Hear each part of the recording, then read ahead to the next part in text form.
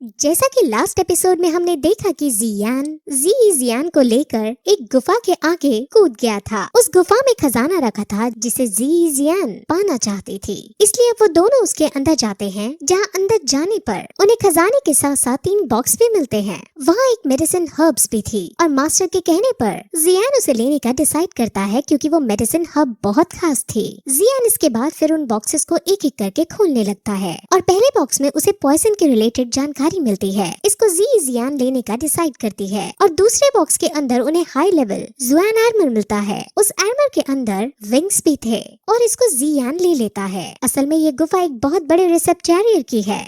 रिसेप्टेरियर आप अभी के लिए ये समझ लो कि जिसे एल्केमिस्ट यानी केमिकल मेडिसिन की नॉलेज है। वो थर्ड बॉक्स फिर चाबी से खोलने ही वाले होते हैं कि तभी वहाँ मूली अपने आदमी सहित आकर उन पर हमला कर देता है। यानी मूली सच में एक बहुत बुरा आदमी था और जियान समझ जाता है कि ये मुझको अपना लीडर इसलिए बनाना चाहता था ताकि मेरी एबिलिटीज का यूज करके ये ऐसे और खजाने ढूंढ सके। वही मूली और उसके आदमी उस पर हमला करते हैं और उस पर भारी पड़ने लगते हैं। उनमें काफी लंबी फाइट होती है जिसमें जियान हार जाता है और मूली जियान को मारने ही वाला होता है कि तभी जियान एक सिग्नल देकर अपने पक्षी को वहाँ बुला लेती है, जिसके बाद दोनों उसके ऊपर बैठ वहाँ से दूर चले जाते हैं और दोनों बच जाते हैं।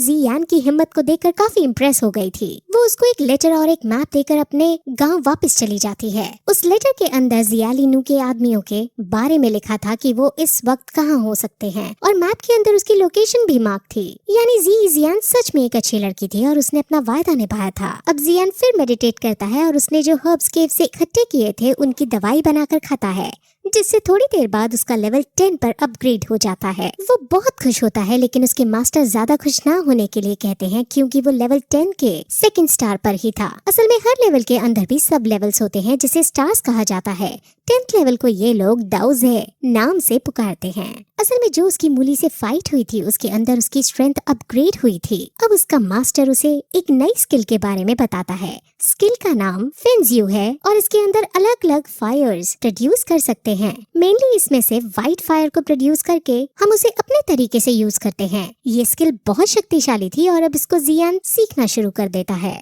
वहीं हमें जियालिनू के साथ उसके आदमी दिखाते हैं जो मेडिसिन लेकर अब वापस अपने शहर आ रहे थे। वहीं जियान जो अपनी प्रैक्टिस कर रहा था उससे उसके पास जियालिनू के होने का पता चलता है और अब उसका मास्टर उन्हें रोकने को कहता है। जियान सीधे वहां जाकर पहले तो एक एक करके उसके आदमियों को मारता है और फिर जियालिनू से लड़ाई शुरू करता है। जियान फेंजियो टेक्निक का यूज करते हुए व्हाइट फ्लेम प्रोड्यूस करके उसे वहीं खाई से नीचे गिरा देता है, जिसके बाद उसकी ऑन द स्पॉट मृत्यु हो जाती है। जियान उसके सारे इंग्रेडिएंट्स को डिस्ट्रॉय करके उसकी रथ को वापस भेज देता है। रथ वापस जियालिबी हाउस के अंदर पहुंचता है और साथ ही उसे बताता है कि एक आदमी जिसने अपना मुंह छुपाया हुआ था उसने जियालिनू को मारकर सारे इंग्रेडिएंट्स डिस्ट्रॉय कर दिए। अब जियालिबी बहुत बुरी तरह टूट जाता है क्योंकि वो बार बार हारता जा रहा था। साथ ही जब ये बताता है कि उसने व्हाइट फ्लेम का यूज किया तब जियालियाओ समझ जाता है कि ये जरूर जियान था, क्योंकि जब जियान ने जियालियाओ को घायल किया था तब भी व्हाइट फ्लेम ही निकाली थी। अब जियालिबी ने जो इंग्रेडिएंट्स खरीदे थे वो बहुत महंगे थे और वो सब डिस्ट्रॉय ही हो चुके थे, जिस वजह से अब जियालिबी पूरी तरह से कंगाल हो चुका था और उस पर अब बहुत सारा कर्जा आ चुका था। वो मार्केट से भी अपने सारे पैसे उठा लेता है और अपनी सारी जमीन भी बेचने को कहता है, जिससे अब उसका साम्राज्य पूरी तरह से टूटने लगता है। वहीं अब जियान अपने घर वापस लौट आता है और उसके पापा जियालिबी हाउस के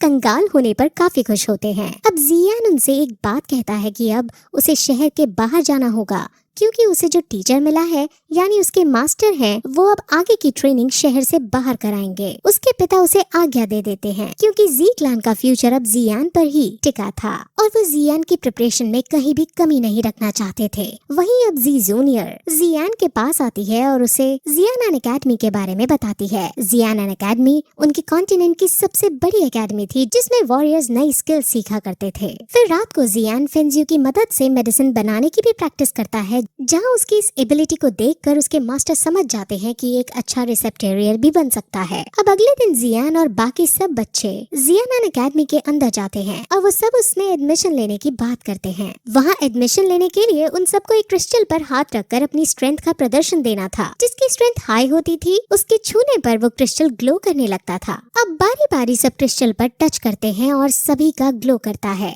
लेकिन जब जियान टच करता है तो वो ग्लो नहीं करता। वहाँ उसका इस बात पर मजाक उड़ने लगता है, लेकिन तभी वो क्रिस्टल इतना जोर से ग्लो करता है कि सबको अपनी आंखें तक बंद करनी पड़ जाती हैं। सब ये देखकर बहुत लज्जा महसूस करते हैं। अब अंदर जाकर उन सबको कैटेगरी वाइज ग्रुप्स में बांटा जाता है। जिनका लेवल 10th के 3rd स्टार से ज्यादा था उनको एस कैटेगरी में रखना था, इसलिए सबसे उनका एक एक करके लेवल पूछा जाता है। जी जूनियर के पास 10th लेवल की 6 स्टार पार थी, यानी वो वहाँ की सबसे शक्तिशाली वॉरियर थी। सब उसकी तारीफ करने लगते हैं, लेकिन वो कहती है कि मैंने ये सब 16 साल की प्रैक्टिस में हासिल किया है, लेकिन मेरे भाई जियान ने लेवल 10th की 5th लेवल सिर्फ 6 महीने में हासिल की। अब सब ये सुनकर बहुत चौंक जाते हैं और जियान भी प्राउड महसूस करने लगता है। वो सब बात कर ही रहे होते हैं कि तभी जियान प्रोफेसर से कहता है कि उसे 1 साल की छुट्टी चाहिए। सब बहुत शौक होते हैं कि अभी तो एडमिशन हुआ और अभी से इसको 1 साल की छुट्टी चाहिए।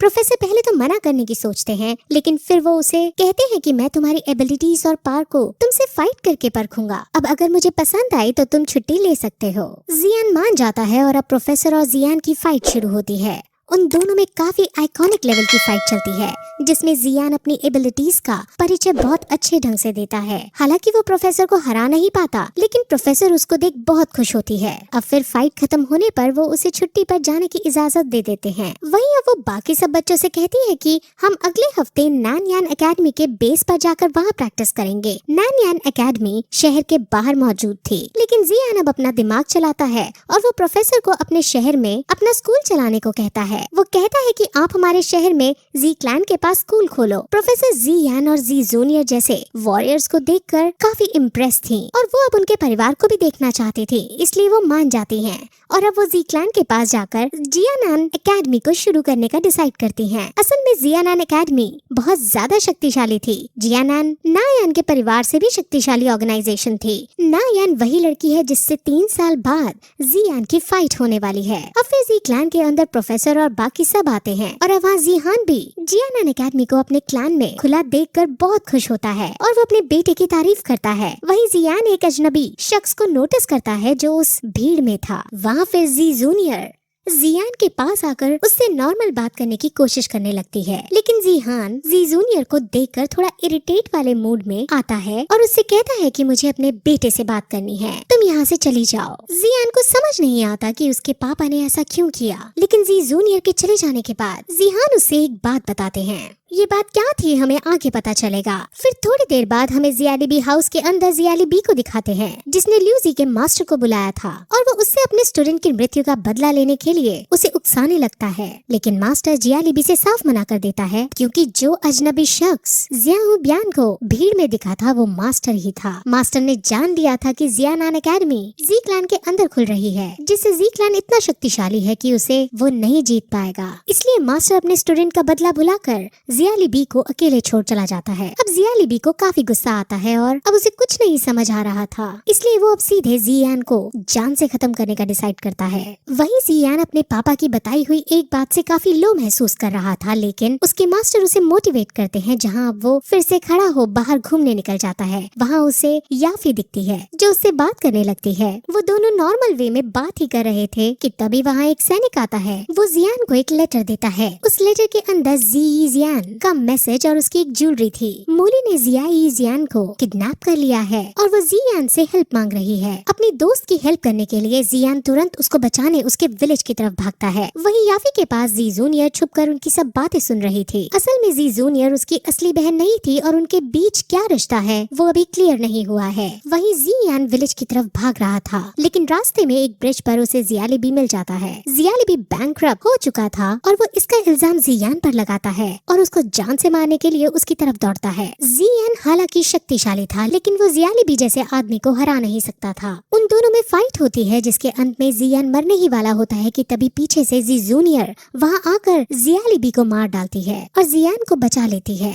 लेकिन तभी वहाँ का ब्रिज टूटने लगता है और वो दोनों नीचे गिरने लगते हैं। वो गिरने ही जा रहे थे, लेकिन तभी जियान पर्पल विंग्स को खोलता है। उसके पास विंग्स आ जाते हैं और वो जी जूनियर को लेकर एक लंबी उड़ान भरता है। जी जूनियर उसकी इस टेक्निक पर उसकी तारीफ करती है, जिस पर जियान भी उसकी एक ही बार में जियालिबी को मारने की तारीफ करता है। वो दोनों बात ही कर रहे होते हैं कि तभी जियान उदास हो जाता है, क्योंकि इसे अपने पापा की कही बात याद आ जाती है। उसके पापा ने उसे कहा था कि जब तुम चाहते थे तब जी जूनियर के डैड उसे यहाँ छोड़ गए थे।